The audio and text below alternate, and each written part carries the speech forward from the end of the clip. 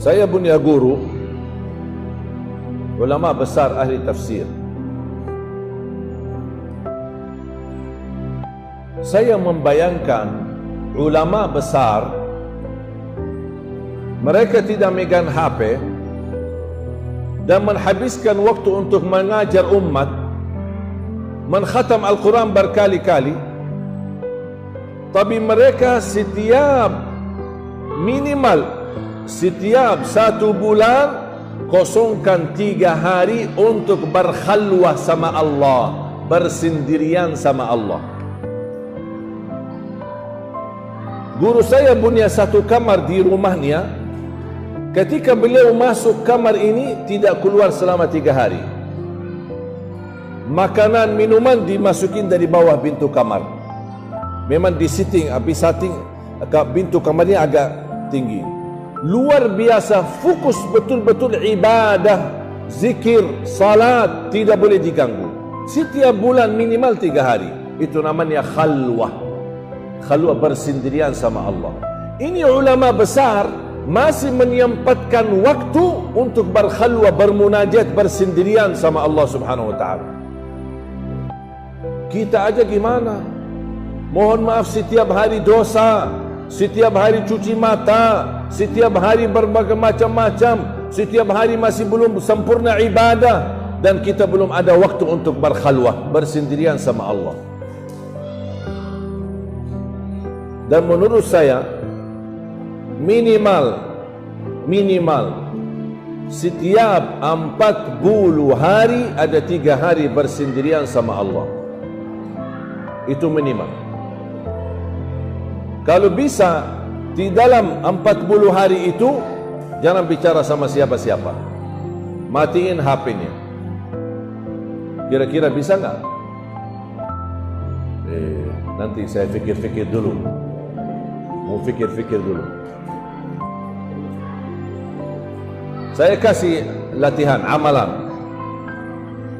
Mulai sekarang, saya mohon Bapak Ibu sampai besok. Sekarang kira-kira jam 10. Sampai besok jam 10. Jangan bicara sama siapa-siapa.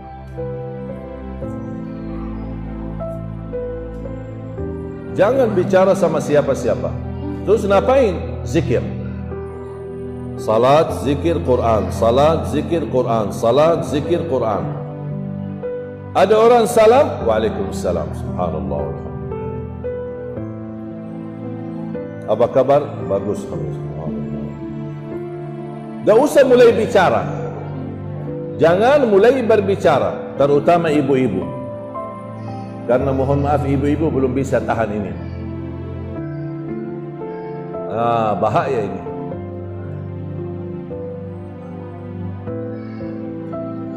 Kira-kira bisa nggak ibu-ibu tahan ini? Bisa? Gatal ya? Kalau tak ngobrol gatal ya? Kalau tak cerita gatal ya? Tolong latihan. Saya tidak minta, jangan dipaksa. Tapi saya ingin sejauh mana kita mampu mengendalikan diri. 1 hari. Jangan bicara sama siapa-siapa. Hanya yang keluar dari mulut kita yang baik. Zikir, istighfar, salawat. Zikir, istighfar, salawat. Ibadah Quran, salat. Ibadah Quran, salat. 1 hari aja. Kalau ada orang memulai berbicara, tak apa-apa kita jawab, supaya tidak dianggap sombong. Tapi kalau tidak ada yang mulai bicara, jangan kita mulai berbicara. Latihan, amalan, coba sejauh mana kita bisa. Mungkin ibu-ibu sudah tahu bisa tahan 1 jam atau cuma 10 menit. Coba, tak apa-apa, kan ini kan namanya amalan. Wallahi Bapak Ibu, kalau kita mampu lebih banyak diam daripada berbicara, apalagi bicara dunia, tapi kita gantikan bicara zikir, istighfar, salawat, ibadah, Quran, salat, wallahi akan Allah turunkan ketenangan di hati yang luar biasa. Dan apa yang saya bicarakan sekarang, silahkan Bapak Ibu coba. Kalau tidak merasa tenang, berarti saya bohong. Tapi itu syaratnya. Jangan mulai berbicara. Di dalam rumah, jangan mulai berbicara. Kalau punya suami, izin sama suami. Pak, izin ya, 24 jam saya tidak mau bicara sama Bapak. Apaan itu? Ya saya dapat ilmu dari Syekh Ali. Apaan ilmu itu? Ilmu sesat. Tak apa-apa, ini hanya sebatas latihan. Apa tujuan saya? Apa keinginan saya? Untuk menjaga kesucian hati. Karena salah satu yang merusak hati adalah lidah. Bicara sembarangan, bicara bebas, titik hitam, titik hitam, titik hitam, apalagi bicara gosip, bicara ghibah, bicara fitnah, bicara urusan orang, tambah titik hitam, lama kelamaan hati kita jadi hitam. Baca Quran tidak nikmat, salat tidak khusyuk, doa kau tidak bisa nangis, zikir tidak bisa tersentuh. Kenapa? Karena hatinya sudah tertutup, terlalu bebas berbicara. Orang dahulu bicara mubah, mereka hati-hati. Bicara mubah, mereka hati-hati. Bukan bicara haram. Kita mohon maaf, bicara haram aja bebas. Bicara urusan orang lain, ini orang datang, ini orang pergi. Ini lihat tetangga kami kemarin cerai, tetangga kami nikah lagi, kasihan istrinya, jadi bahan cerita. Apa urusan kita sama orang? Allah dah bakal tanya di hari kiamat, gimana urusan dosa tetanggamu atau urusan keluarga tetanggamu? Yang ditanya oleh Allah urusan kita. Masa kita lebih banyak tahu urusan orang daripada memperbaiki urusan kita? Apa kata Imam Syafi'i? Coba nasihat Imam Syafi'i, tuliskan dengan emas. Kata Imam Syafi'i, kalau kita sibuk memperbaiki aib diri kita, tidak bakal ada waktu melihat aib orang lain. Kalau kita sibuk memperbaiki aib kita, man syaghalahu aibuhu an aibu nafsihi 'anil nas lam yajid waqtan li fathi 'uyubin nas. Barang siapa yang membuka, mempelajari, memperbaiki aib dirinya sendiri, tidak bakal ada waktu untuk mempandangi aib orang lain. Kenapa tidak ada waktu? Karena memang aib kita terlalu banyak, kekurangan kita masih banyak, kesalahan kita masih banyak. Makanya kita harus terus memperbaiki. Itu namanya muhasabah. Dan semestinya muhasabah, kalau khalwah, setiap 40 hari 3 hari khalwah, bersendirian. Kalau muhasabah, setiap 3 hari sekali. Kalau tidak bisa setiap malam, setiap 3 hari sekali harus kita muhasabah. Harus kita menyadarkan diri, jangan sampai terlalai dari urusan dunia, kesibukan urusan keluarga. Akhirnya lama kelamaan tambah kita sadar sudah meninggal dunia, belum dapat husnul khatimah. Na'udzubillahi min dzalik. Sudah faham Bapak Ibu? Sudah jelas? Saya akhiri 3 amalan.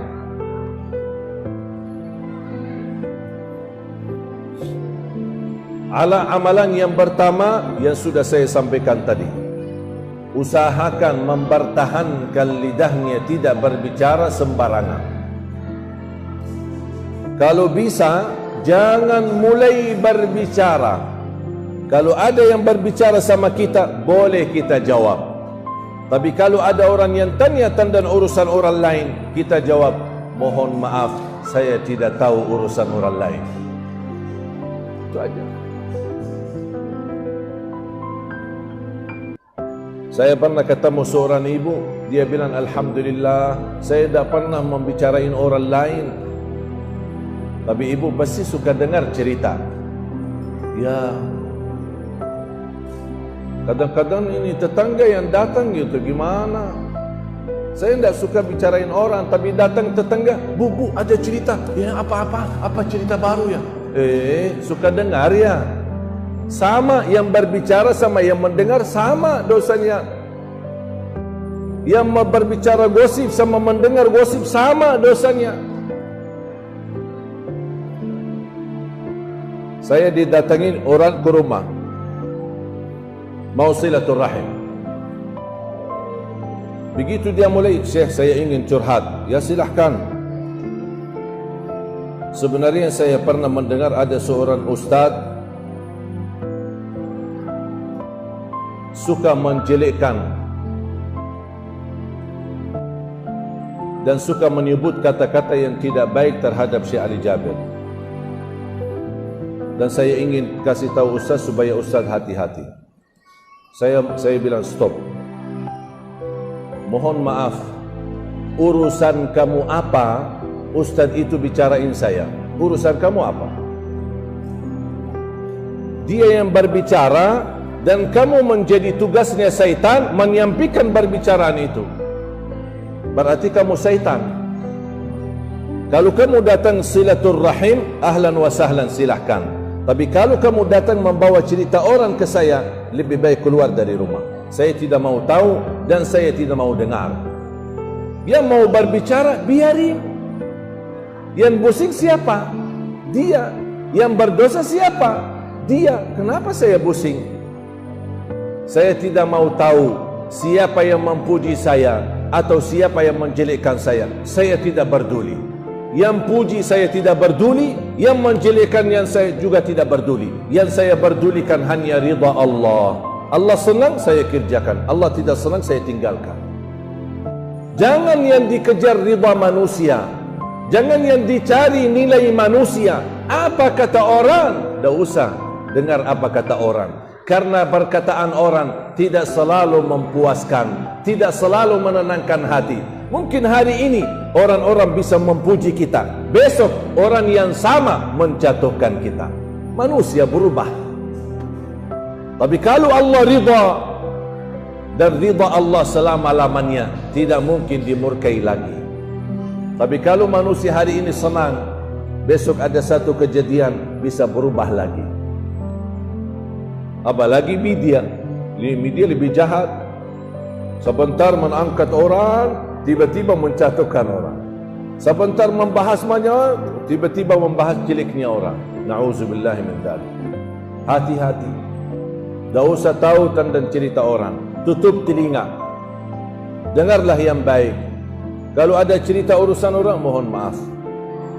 Kecuali kalau bapa ibu mau mendengar supaya bisa bantu, bisa ikut membantu mencari solusi masalah yang mereka hadapi dalam rumah tangga mereka. Dan ingat ancamannya, barang siapa, kata Rasulullah SAW, man tatabba'a awrata akhihil mu'min tatabba'a Allahu awratahu wa fadahahu walau fi jawfi baiti. Barang siapa yang ikut aib seorang, tetangganya dan rumah orang lain, akan Allah buka aib rumahnya sendiri walaupun dia sembunyikan di dalam rumah. Itu ancamannya.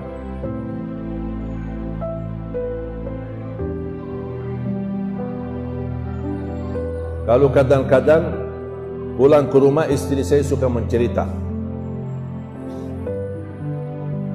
ini ada cerita kejadian begini begitu sama teman-temannya, sahabat-sahabatnya. Saya bilang, sayang, boleh enggak tak usah saya tahu, tak usah saya dengar. Urusan kamu sama teman-teman kamu, biar urusan kamu aja deh. Saya tidak mau dengar. Terbeban fikiran, terbeban hati, apalagi timbul nanti buruk sangka atau kita bisa memfitnah. Tak usah. Ada siapapun yang menjelekkan kamu, sabar, maafkan sajalah, tak usah pusing. Siapa yang memuji kamu dan senang sama kamu, jangan terlalu berfoya-foya dan bangga karena bisa menjatuhkan hatimu. Udah biarin aja. Kalau ada orang pujimu, yang diucapkan Alhamdulillah. Allah yang menggerakkan lidah mereka mengucapkan pujian itu. Kalau ada orang menjelekkanmu, alhamdulillah, Allah uji saya melalui lidah orang lain. Sudah selesai. Belajar. Kalau ada yang salah sama kita, saya selalu berprinsip, ya Allah, kalau ada yang salah sama saya, ampunilah dia. Kalau ya Allah saya salah sama siapapun, ya Allah ampunilah aku. Sudah selesai. Tak usah panjang lebar. Tak usah tahu siapa yang salah sama kita, siapa yang menjelekkan kita, siapa yang memfitnah kita. Tak usah tahu. Wallahi bakal pusing, stres, tambah kerjaan baru, tambah urusan baru, dan bikin beban fikiran. Kenapa dia bicarain saya? Kenapa dia begini? Kenapa dia begitu? Tapi kalau kita sederhana, ya Allah, kalau memang dia salah sama saya, ampunilah dia. Kalau saya yang bersalah, atau saya yang membodohi, atau saya yang memfitnahin dia, ya Allah ampunilah aku. Itu akhlak Nabi Muhammad sallallahu alaihi wasallam. Mau Bapak Ibu tiru akhlak Nabi Muhammad? Itu akhlak. Akhlak Nabi Muhammad tidak pernah berbicara kotor, tidak pernah berbicara jelek. Bahkan Rasulullah SAW bersabda, "Man kana yu'minu billahi wal yawmil akhir falyaqul khairan aw liyasmut." Barang siapa yang iman kepada Allah dan hari akhir, berkatalah yang baik atau diam. Dan mohon maaf, gara-gara pengaruh lingkungan, lebih baik diam daripada berbicara. Siap? Faham? Amalan yang kedua, jangan lewat sehari, khususnya habis salat fardu, dan ketika mau tidur, jangan tinggalkan ayat kursi. Hafalkan ayat kursi. Setiap habis salat dan saat mau tidur, selalu jaga ayat kursi. Kenapa? Iman ada pahala besar? Ada pahala besar. Rasulullah SAW bersabda, barang siapa yang membaca ayat kursi setiap habis salat, laisa bainahu wa bainal jannati illa ayyamut, dijamin masuk surga dan tidak ada sesuatu yang mampu menghalanginya. Allahu Akbar. Satu ayat jaminan masuk surga. Syaratnya setiap habis salat dibaca,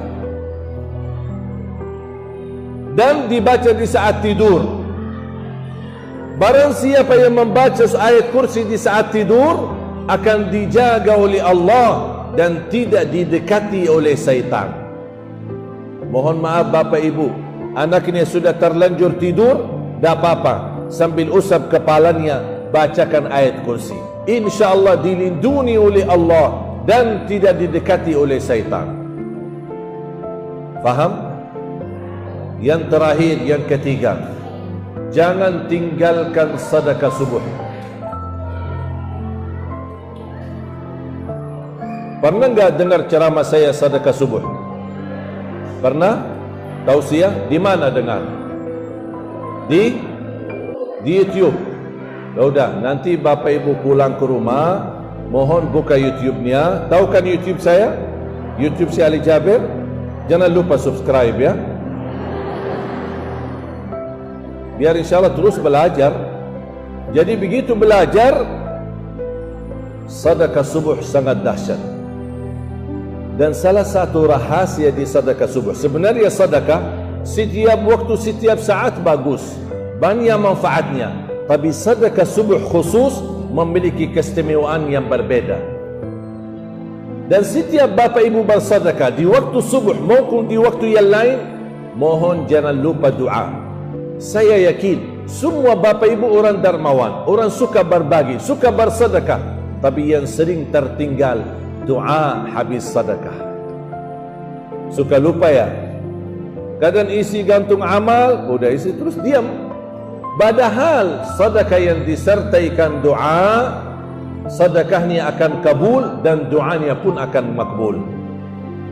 Contoh, begitu isi sedekah, ya Allah aku mohon dengan berkat sedekah ini, titipkan pahala sedekah ini untuk kedua orang tuaku.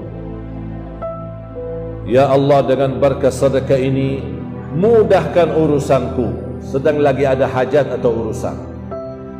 Ya Allah, aku mohon dengan berkah sedekah ini, berikan jodoh yang bisa memimpinku dunia dan akhirat. Ya Allah, dengan berkah sedekah ini, saya lagi sakit.